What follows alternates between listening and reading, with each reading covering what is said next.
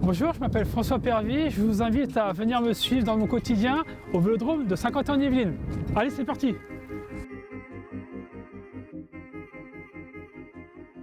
Je m'appelle François Pervy, j'ai 36 ans, je suis mayennais, j'habite à Villers-Charlemagne.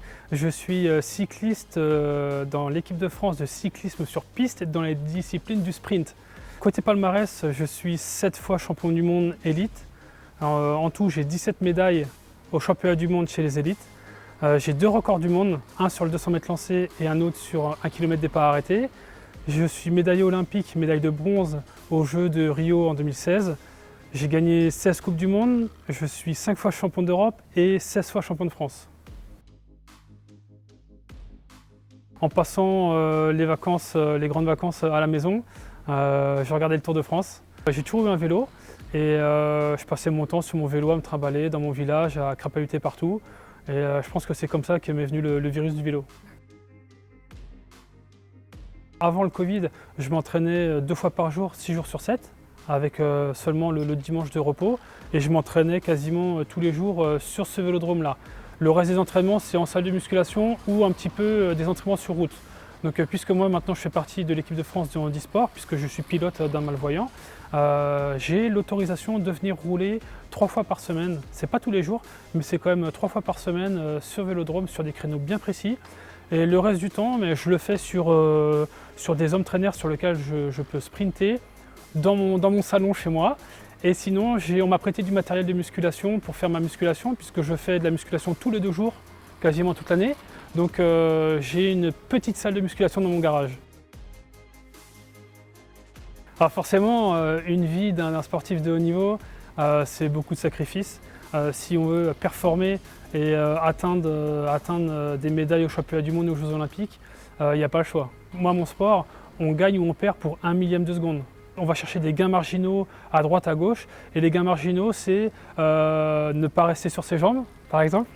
Ne pas faire les courses quand il y a du monde, quand on sait que c'est le rush dans les supermarchés. Ne pas faire, par exemple, le réveillon de Noël avec ma famille. Parce qu'à Noël, c'est toujours le partage. On se partage les maladies, la grippe.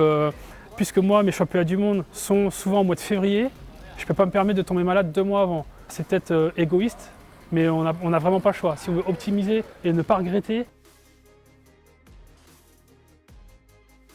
Alors c'est vrai qu'avant, j'étais tout seul sur mon vélo. Maintenant, c'est tandem, on est 2. Avant, j'étais très égoïste, j'étais un sport individuel, très individuel, j'étais sprinter. Donc tout tournait autour de moi. Là, j'ai d'autres facteurs à prendre en compte. Mais j'adore ça parce que je partage mon expérience. Je l'appelle mon binôme. Mais finalement, on doit n'être qu'une personne sur le vélo. Et ça, je sais pas, c'est un sentiment bizarre qui fait que j'ai l'impression d'être comme un cadet, d'être tout neuf dans la discipline. J'étais au Japon entre 2010 et 2016, tous les ans, sauf en 2011 à cause de Fukushima. Pourquoi j'étais là-bas? Parce que j'étais faire une discipline qui s'appelle le keirin. C'est né là-bas, il y a beaucoup de courses. Je pouvais courir tous les 15 jours. Alors que moi, au niveau international, des fois, je suis 4-5 mois sans courir. Donc là-bas, ça me permettait d'acquérir beaucoup d'expérience. Et puis, ça me permettait aussi de sortir un peu de mon quotidien, de sortir de ma zone de confort. Et justement, ça m'a fait beaucoup de bien parce qu'à chaque fois que je suis revenu du Japon, je suis devenu champion du monde. Je me suis dit, mais vas-y, profite. T'as une vie que des millions de personnes rêveraient d'avoir. Donc profite. Et c'est ça, le Japon m'a beaucoup aidé à changer cet état d'esprit-là. Mes objectifs court terme, forcément, ils vont se passer sur le vélo. Donc on a les championnats de France dans 1 mois, ici à Saint-Quentin-en-Yvelines. Ensuite, on a les championnats du monde en fin mars. Puis les Jeux paralympiques.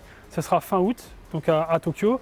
Donc les championnats de France, évidemment, les gagner, parce qu'il n'y a pas beaucoup de monde dans notre discipline en France. Et ensuite, les championnats du monde, là, ça va être notre première vraie compétition au niveau international avec les meilleurs mondiaux. Donc là, on va déjà voir où est-ce qu'on en est en termes de progression du chrono. et ensuite on va voir où est-ce qu'on en est par rapport aux étrangers.